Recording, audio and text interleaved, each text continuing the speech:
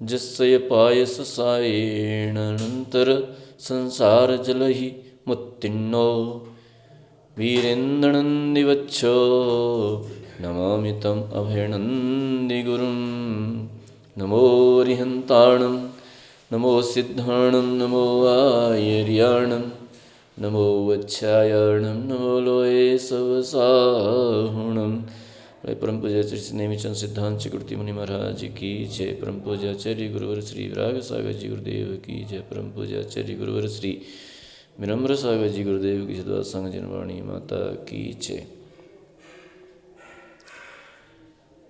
आइए देखते हैं गौमठ सार कर्मकांड के अंतर्गत 10 करण चूलिका। अब 10 करण चूलिका में सर्वप्रथम मंगलाचरण किया तो यहाँ पर आचार्य नेमिचंद्र सिद्धांत चक्रवर्ती ने अपने गुरु वीर नंदी और अभय नंदी महाराज को नमस्कार किया है। वीर नंदी आचार्य का शिष्य में नेमिचंद्राचार्य जिन श्रुत गुरु के चरण प्रसाद से अनंत रूप संसार समुद्र के पार को प्राप्त हुआ हूँ, उन अभय नंदी आचार्य को नमस्कार करता हूँ। यानी इनके अभय नंदी शिक्षा गुरु रहे हैं तो वीर नंदी इनके दीक्षा गुरु रहे हैं, ऐसा प्रतीत होता है। तो उन्होंने दोनों गुरुओं को नमस्कार करके आगे 10 करण की चर्चा इसमें करते हैं। तो आती है गाथा नंबर 437 नंबर गाथा, इसको अपन देखते हैं। इसमें 10 कर्ण के नाम दिए हुए हैं। बंदुकट्ठण कर्णम संकममो कट्टुदीर्णा सत्तम उतयवसामणिधत्ती निकाचण होदि पड़ी पयड़ी। बंदुकट्ठण बंध उत्कर्षण कर्णम कर्ण बंध उत्कर्षण संक्रमण संकम उक्कट्ठु अपकर्षण संकम उक्कट्ठु उदीर्णा सत्तम उदीर्णा और सत्व 10 करणों के नाम हैं। उदय उपसम निदत्ति और निकाचित, ये इस प्रकार 10 कर्ण हैं। नंबर 1 बंध उत्कर्षण संक्रमण अपकर्षण उदीर्णा सत्व उदय उपसम निदत्ति और निकाचित, ये 10 कर्ण के नाम हैं। यानी यूँ कहें बंध उदय सत्व उदीर्णा उत्कर्षण अपकर्षण संक्रमण उपसम निदत्ति और निकाचित, कैसे भी कह सकते हैं। तो इस प्रकार ये 10 करणों के नाम हैं। ये 10 कर्ण कब होते हैं? ये 10 कर्ण कर्म का बंध होता है।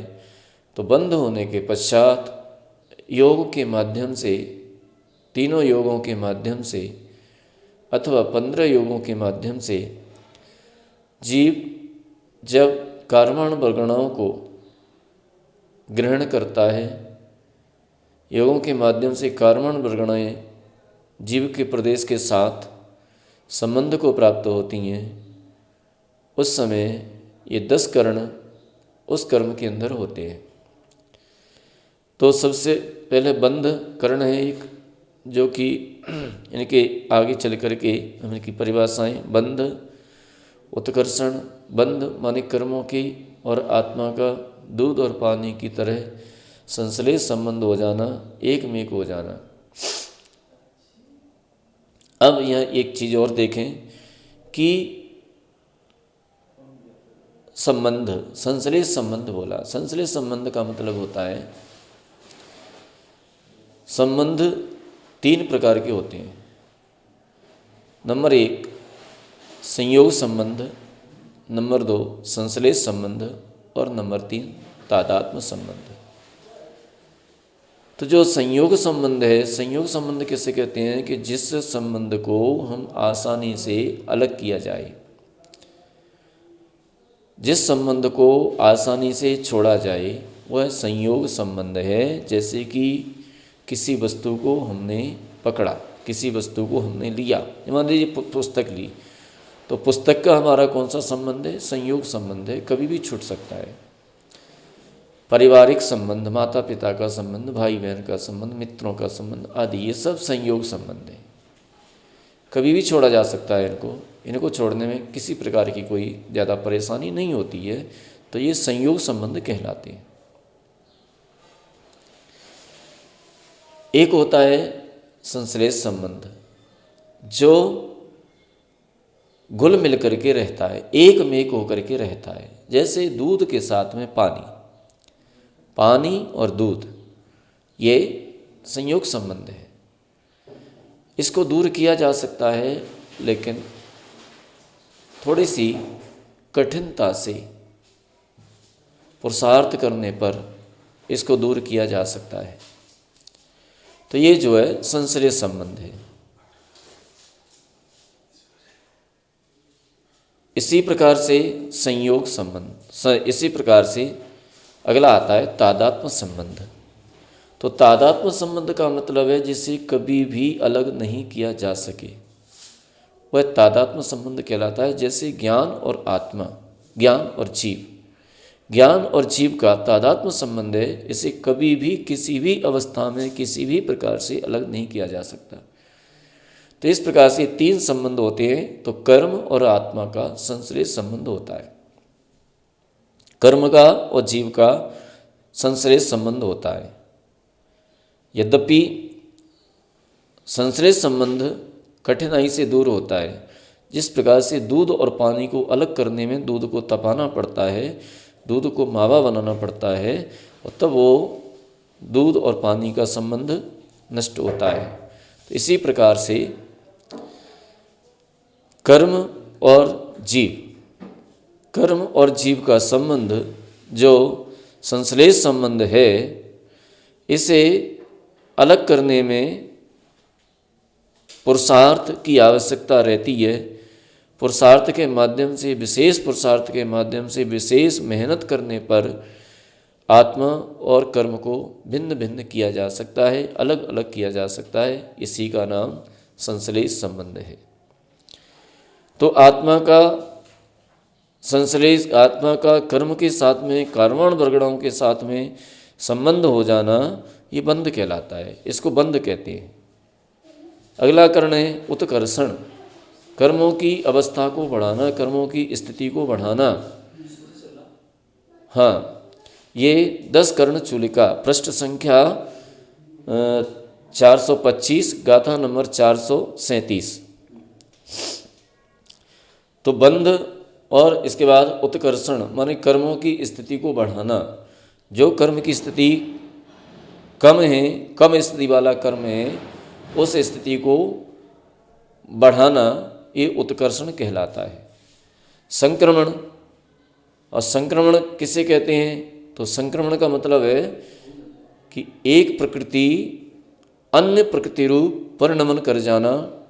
परिणामों के माध्यम से एक प्रकृति अपने स्वभाव को छोड़ करके अन्य प्रकृति रूप हो जाना। लेकिन ध्यान रहे, ये स्वजाति में ही संक्रमण करती है, विजाति में संक्रमण नहीं करती। जैसे कि मान लीजिए साता वेदनी है, तो साता वेदनी के 2 भेद होते हैं। एक साता वेदनी कर्म है, वेदनी कर्म के 2 भेद होते हैं, साता वेदनी और असाता वेदनी। तो वेदनी कर्म अपनी ही प्रकृति में संक्रमण करेगा। जैसे साता असाता रूप परिणमन कर जाएगा, कभी असाता साता रूप परिणमन कर जाएगा।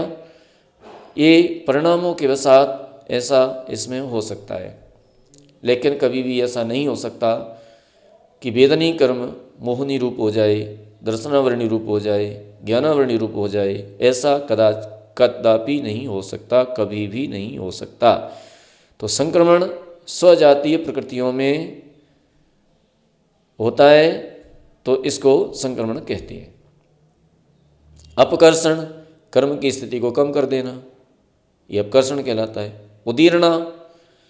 उदीर्णा का मतलब है कि अभी जिन कर्मों का उदय नहीं आया है, जिन कर्मों का समय अभी समाप्त नहीं हुआ है, समय से पहले अपकर्षण करके उदयावली को प्राप्त कराना, ये उदीर्णा कहलाती है। सत्व कर्म का सत्ता में रहना, ये सत्व है। उपसम, कई परमाणु ऐसे हैं जिनमें ना उत्कर्षण होता है, ना अपकर्षण होता है, ना उदय होता है, ना उदीर्णा होती है, मात्र शांति से बैठ जाते हैं, उन्हें उपसम कहते हैं।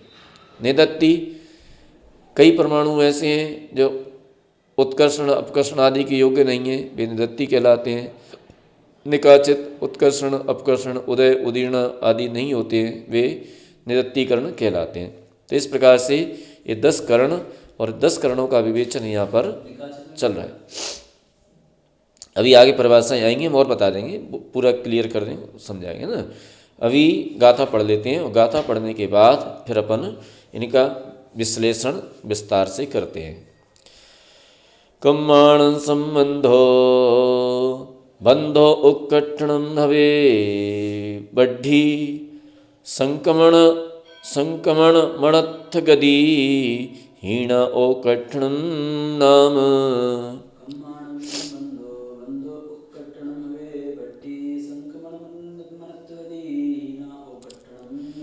अण्णत्थ ठियस्सुदये संतुहण मुदीर्ण हुवत्थित्तं सत्तं सकालपत्तं उदहोदित्यनिदिट्ठो।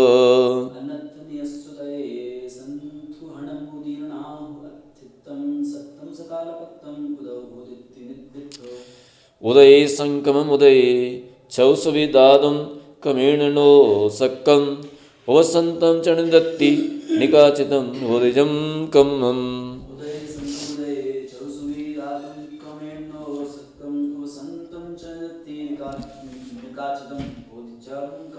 इस प्रकार से ये 38, 39 और 40 नंबर गाथा, माने 438, 439, 440 गाथा, इसका अपन अर्थ और विशेषार्थ देखते हैं। इसमें सारी परिभाषाएं आ जाएंगी।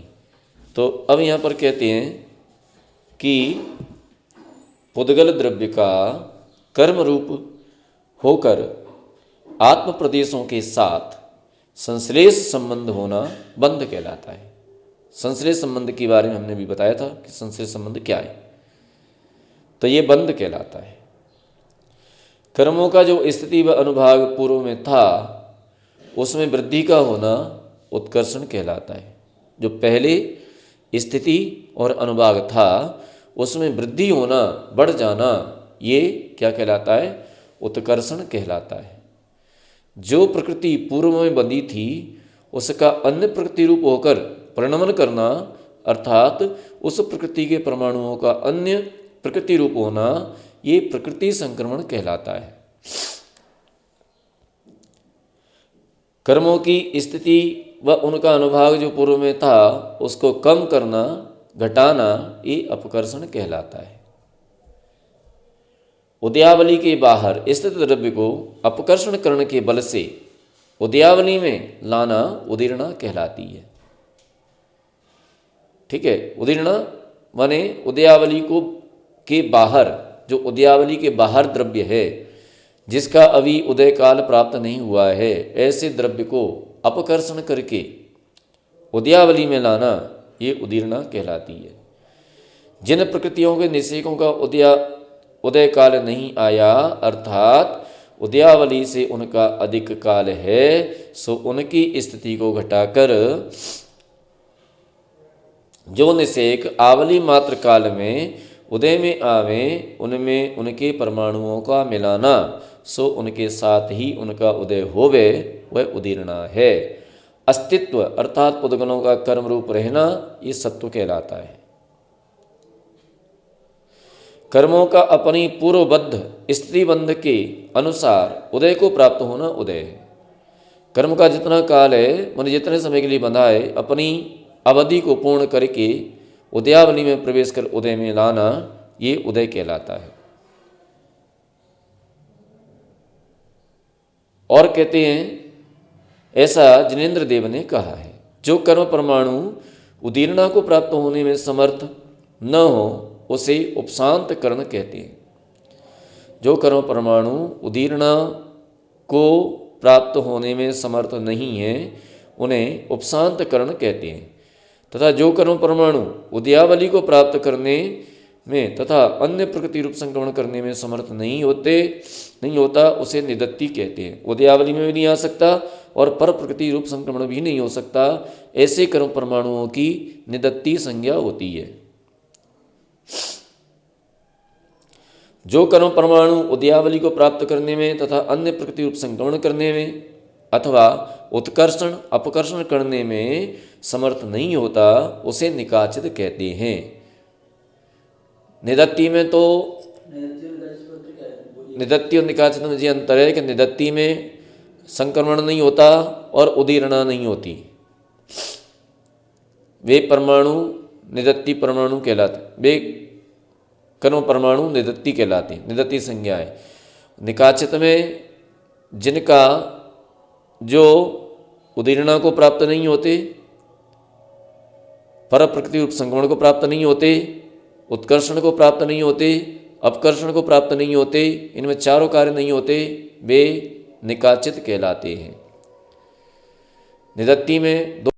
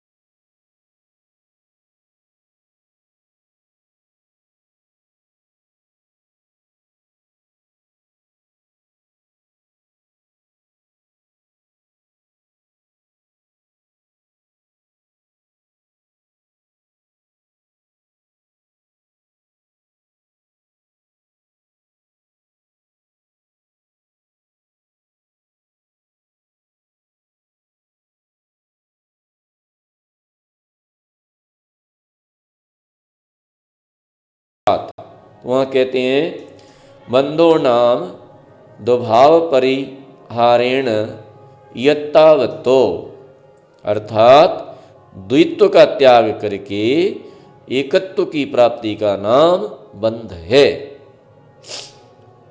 अभी तक जीव और कर्म अलग अलग थे, माने दो थे, जीव और कर्म अलग अलग थे। तो द्वैत्व का त्याग करके अब उसने द्वैत्व का त्याग कर दिया, अब एक मेक हो गए, एक साथ मिल गए। ये गेट बंद कर दे, आवाज आ रही है कहीं से। एक मेक हो गए माने अब एकत्व को प्राप्त हो गए, इसका नाम ही क्या है, बंध है। ऐसा धवला जी पुस्तक नंबर 13 पृष्ठ 7। अगला कहते हैं एक ही भावो बंधा,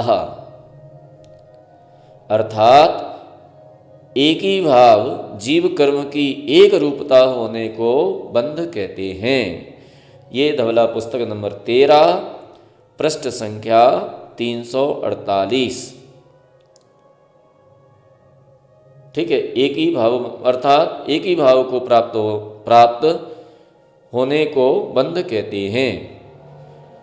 और भी परिभाषा कहते हैं कि जीव कम्माणम मिच्छत्ता संयम कसाय जोगे ही इयत्त परिणामो बंधो, अर्थात जीव और कर्मों का मिथ्यात्व, असंयम, कसाय और योगों से जो एकत्व परिणाम होता है उसे बंध कहते हैं।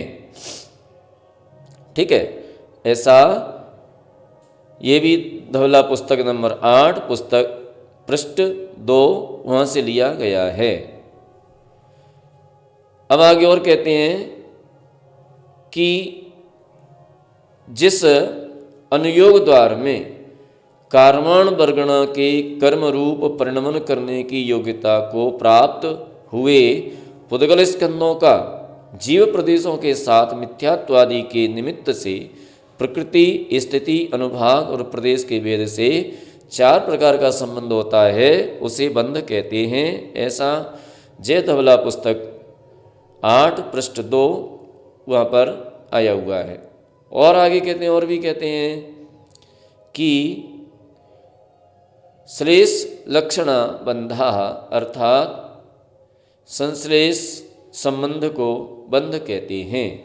तो इस प्रकार से ये बंध के विषय में यहाँ पर परिभाषाएं कहीं और कह रहे हैं। बंधम प्रतिभवत्यैक्य मन्योन्यानुपवेशतः युगपद द्राविस्त्वर्ण रौप्य जीव कर्मणो। यह कह रहे हैं कि जिस प्रकार एक साथ पिघलाए हुए स्वर्ण और चांदी का एक पिंड बनाए जाने पर परस्पर प्रदेशों के मिलने से दोनों में एक रूपता मालूम होती है, उसी प्रकार बंध की अपेक्षा जीव और कर्मों के प्रदेशों के परस्पर मिलने से दोनों में एक रूपता मालूम होती है। जिस प्रकार से सोना और चांदी दोनों को पिघलाया जाए और दोनों को पिघला करके एक में कर दिया जाए, तो उनमें सोना और चांदी दोनों जब मिल जाते हैं तो ऐसा लगता है कि दोनों एक ही हैं, भिन्न भिन्न नहीं है।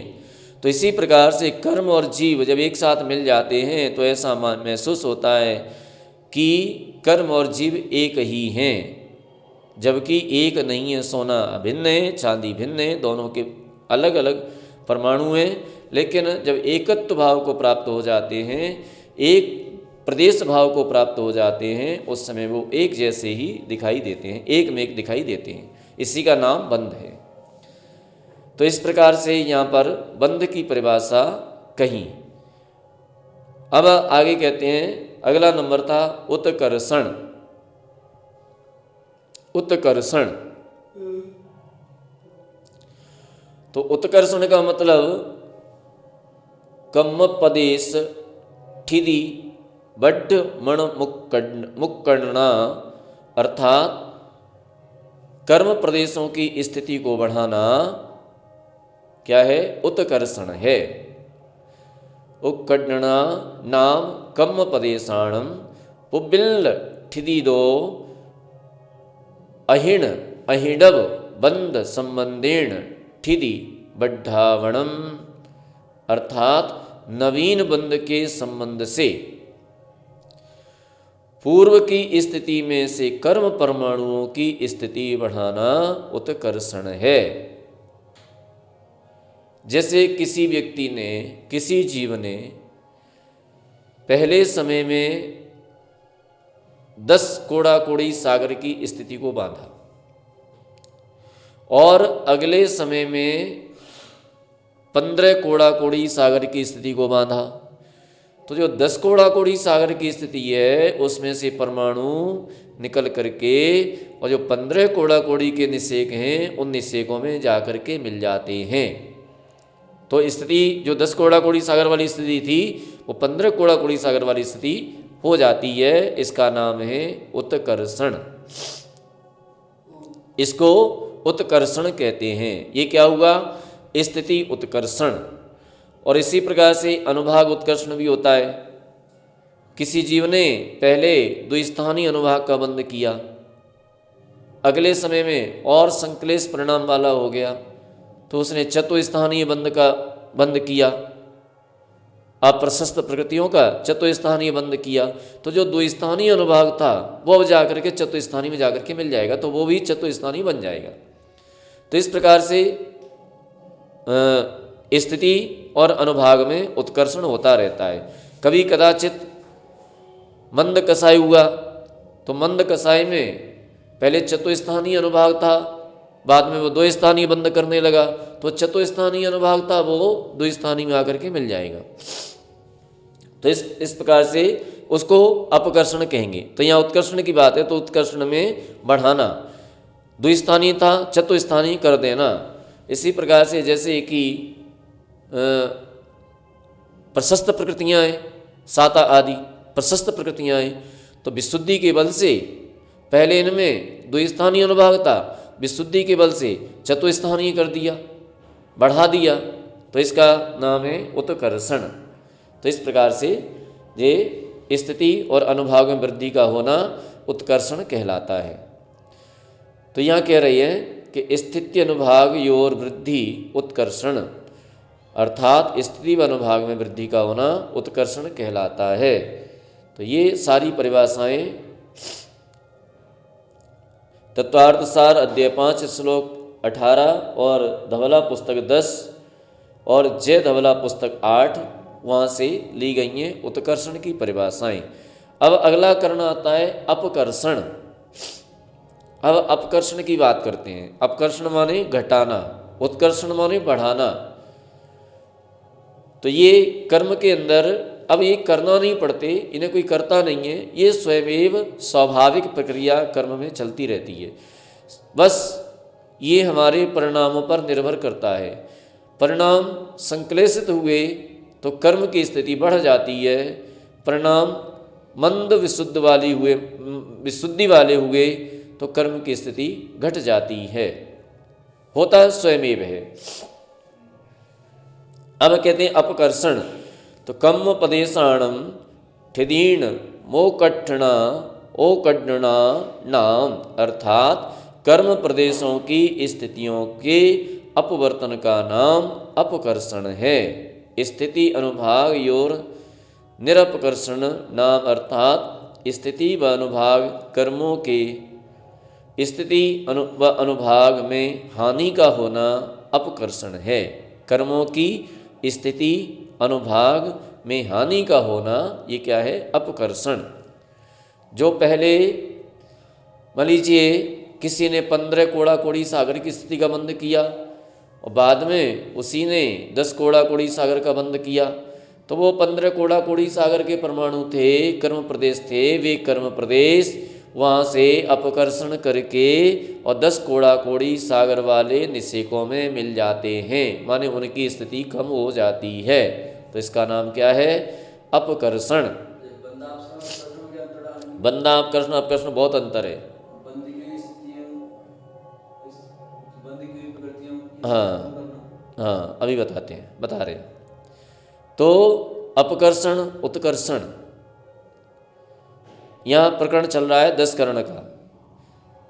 तो अब जैसे मान लीजिए चतुस्थानीय अनुभाग बंध है, तो चतुस्थानीय अनुभाग बंध को, चतुस्थानीय अनुभाग है उस अनुभाग को द्विस्थानीय कर देना, ये क्या हो गया? अपकर्षण।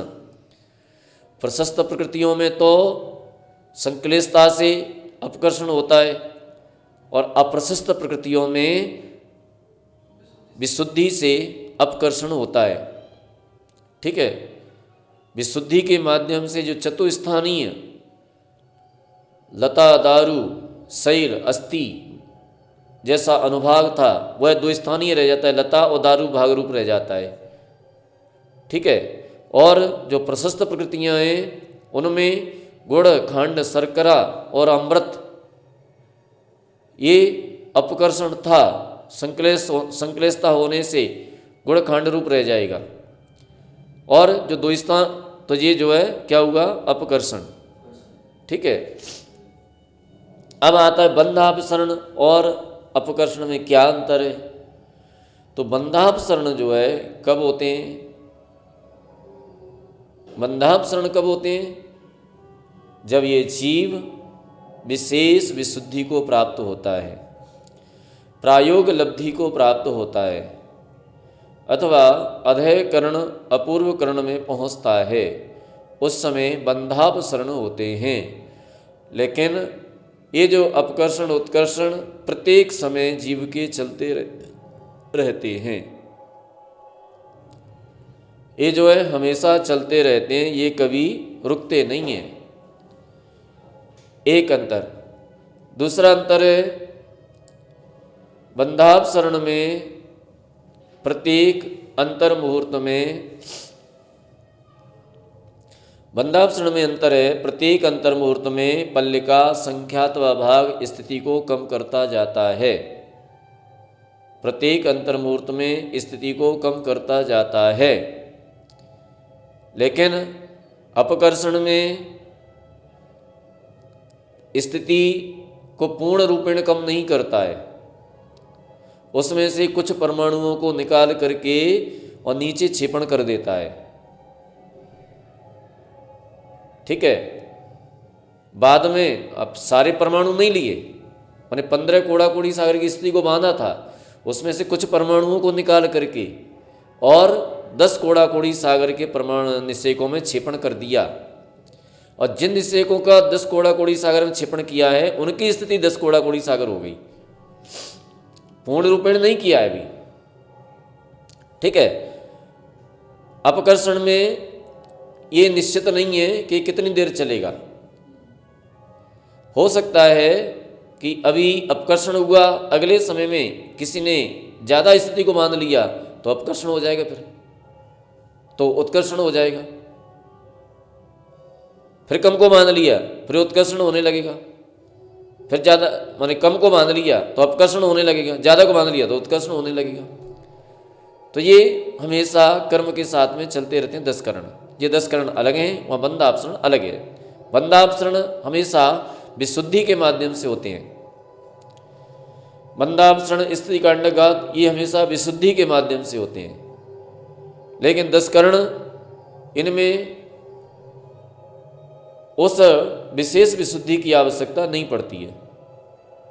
ठीक है, इसमें कर्म के बंध के अनुसार ये चलता रहता है, उत्कर्षण अपकर्षण चलता रहता है।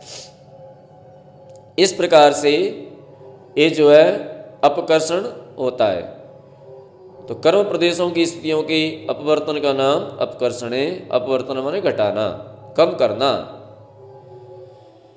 आगे आता है संक्रमण।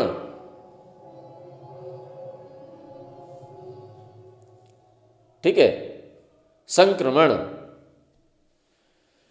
तो संक्रमण किसे कहते हैं? संक्रमण माने मिलावट,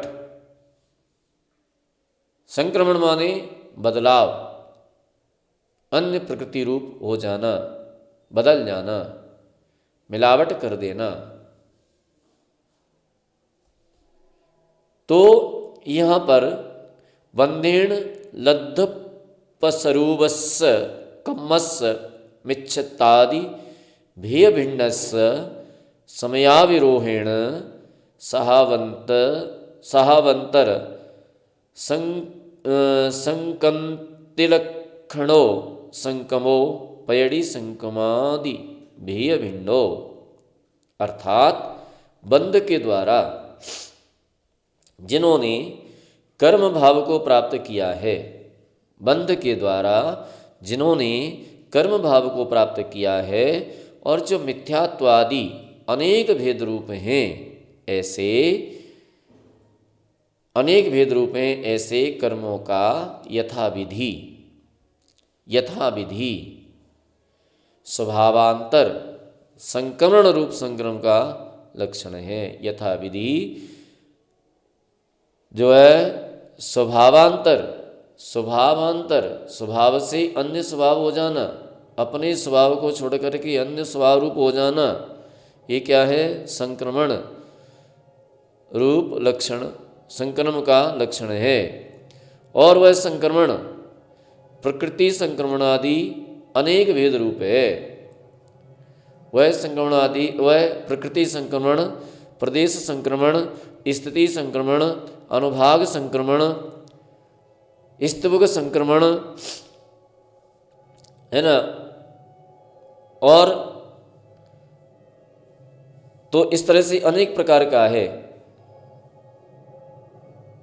तो अनेक प्रकार का ये संक्रमण होता है, लेकिन यहाँ पर 4 संक्रमण मुख्यतः से कहे हैं, बाकी और भी नाम कहे हैं। अनुपूर्वी संक्रमण, तो इस संक्रमण के कई नाम हो जाते हैं, लेकिन यहाँ पर जो 4 संक्रमणों का मुख्यता रहती है। तो यहाँ कहते हैं अवत्थादो अवंतरम संकंति संकमोत्ति, अर्थात एक अवस्था से दूसरी अवस्था रूप संक्रांत होना ये संक्रमण है। एक अवस्था से दूसरी अवस्था को प्राप्त होना ये क्या है? संक्रमण है। जापैडी अन्नपैडी निज्जदी ऐसो पैडी संक्रमो। अब आता है प्रकृति संक्रमण क्या है। तो प्रकृति संक्रमण किसे कहते हैं? तो जापैडी अर्थात एक अवस्था से दूसरी अवस्था, अर्थात जो एक प्रकृति अन्य प्रकृति स्वरूपता को प्राप्त कराई जाती है, यह प्रकृति संक्रमण कहलाता है। एक प्रकृति अन्य प्रकृति रूप संक्रमण कराई जाती है, उसे प्रकृति संक्रमण कहते हैं। जैसे असाता वेदनी को साता रूप में करना, ये क्या हो गया? प्रकृति संक्रमण। स्वजाति में ही होगी, बेजाति में नहीं होती। कभी भी ऐसा नहीं हो सकता कि दर्शन मोहनी चारित्र मोहनी रूप संक्रमण हो जाए, ऐसा भी नहीं हो सकता। चारित्र मोहनी दर्शनी मोहनी रूप नहीं हो सकता। ज्ञानावरणी दर्शनावरणी रूप नहीं हो सकती, दर्शनावरणी ज्ञानावरणी रूप नहीं हो सकती। अपनी ही उत्तर प्रकृतियों में संक्रमण कर सकते हैं। तो इस तरह से ये प्रकृति संक्रमण। कम संक्रमो चौभ्यो तम जहा पैड़ी संक्रमो ठिदि संक्रमो अणुभाग संक्रमो पदेश संक्रमो चेदी। अब यहाँ पर कह रहे हैं कि वह कर्म संक्रमण 4 प्रकार का होता है। प्रकृति संक्रमण, स्थिति संक्रमण, अनुभाग संक्रमण और प्रदेश संक्रमण। तो ये 4 प्रकार का संक्रमण यहाँ पर कहा गया है। मिच्छत्तादि कज्ज जनन जननख मत्स्य पोगल पोगलखंधस्स पोगलखंधस्स कम्मव एसो तस् संकमो कम्मत्ता परिवच्चायेण सहावत्तर संकंति सोपुण दब्बट्ठियण यावलंबनेन नेणेगत्तमावण्डो पज्जवड्डीय नयावलंबनेन चौपयारो होई। अब अर्थात यहाँ कह रहे हैं कि अर्थात कर्म संक्रमण 4 प्रकार का है, ये बतला दिया पहले। यथा प्रकृति संक्रमण, स्थिति संक्रमण, अनुभाग संक्रमण और प्रदेश संक्रमण। जो पुद्गल स्कंद मिथ्यात्वादि कार्य को उत्पन्न करने में समर्थ है। अब प्रकृति संक्रमण किसे कहते हैं? तो प्रकृति संक्रमण की परिभाषा बता रहे हैं कि जो कर्म स्कंद मिथ्यात्वादि कार्य को उत्पन्न करने में समर्थ है, वह कर्म कहलाता है। उसका अपनी कर्म रूप अवस्था का त्याग किए बिना, अपनी कर्म रूप अवस्था का त्याग किए बिना अन्य स्वभाव रूप से संक्रमण करना, ये कर्म संक्रम कहलाता है। वह यद्यपि ये क्या है? कर्म संक्रम कहलाता है। वह यद्यपि द्रव्यार्थिक न्याय की अपेक्षा से एक प्रकार का है, तथापि पर्यायार्थिक न्याय की अपेक्षा से वह प्रकृति संक्रमण आदि के भेद से 4 प्रकार का है। ये द्रव्यार्थिक न्याय की अपेक्षा से तो एक ही प्रकार का है, क्योंकि द्रव्यार्थिक न्याय समूह रूप से ग्रहण करता है, और पर्यायार्थिक न्याय की पर्यायार्थिक माने भेद विवक्षा से ग्रहण करता है। तो उस प्रकार से ये 4 प्रकार का संक्रमण हो जाता है। प्रकृति संक्रमण, स्थिति संक्रमण, अनुभाग संक्रमण और प्रदेश संक्रमण। इस तरह से इनमें से एक प्रकृति का दूसरी प्रकृतियों में संक्रमण होना, ये प्रकृति संक्रमण है। जैसे क्रोध प्रकृति का मान आदि में संक्रमण होना प्रकृति संक्रमण है। क्रोध प्रकृति है, क्रोध का मान में संक्रमण हो जाना, ये प्रकृति संक्रमण है। जाट्यदि ओकडिज्जदिवा अन्नपैणिम संकामिज्जैवा सो ठिदि संकमो। अर्थात जो स्थिति अपकर्षित, उत्कर्षित और अन्य प्रकृति रूप से संक्रमित होती है, वह स्थिति संक्रमण है। ठीक है, जो प्रकृति उत्कर्षण के द्वारा, अपकर्षण के द्वारा संक्रमित होती है, अन्य स्थिति में बदल जाती है, वह स्थिति संक्रमण है। अथवा अन्य अन्य कारणों से वह स्थिति संक्रमण है। अणुभागो कड्डितो वा संकमो उक्कड्डितो वा संकमो अन्नपर्णिम नीदो भी संकमो, अर्थात अपकर्षित हुआ अनुभाग भी संक्रम है, उत्कर्षित हुआ अनुभाग भी संक्रम है, तथा अन्य प्रकृति को प्राप्त हुआ अनुभाग भी संक्रम। जैसे चतुस्थानी था द्विस्थानी हो गया तो ये संक्रमण हो गया, ये भी द्विस्थानी था संक्रमण के बाद चतुस्थानी हो गया, ये भी संक्रमण है, तो ये संक्रमण है। तो इस प्रकार से इस संक्रमण की परिभाषा ये धवला जी पुस्तक ये जय धवला पुस्तक नंबर 9 पृष्ठ 3 और वहाँ से ये ली गई हैं। तो इस तरह से ये यहाँ पर ये कथन किया जा रहा है संक्रमण का, क्योंकि अपना समय समाप्त होने की ओर है, इसलिए ये संक्रमण अपना चल रहा है अभी इसमें और भी परिभाषाएं कहते हैं, और भी इसमें परिभाषाएं दी हैं बहुत सारी, तो उनको भी ग्रंथ से समझ लेना चाहिए और समझ करके इनको इस प्रकार से ये संक्रमण जानना चाहिए। और संक्रमण जान करके अब आगे अपन चलेंगे सत्व कर्ण जो होता है उसकी ओर, उसे अपन आगे देखेंगे। आज इतना ही, क्योंकि समय अपना समाप्त हो चुका है। बोले महावीर भगवान की जय।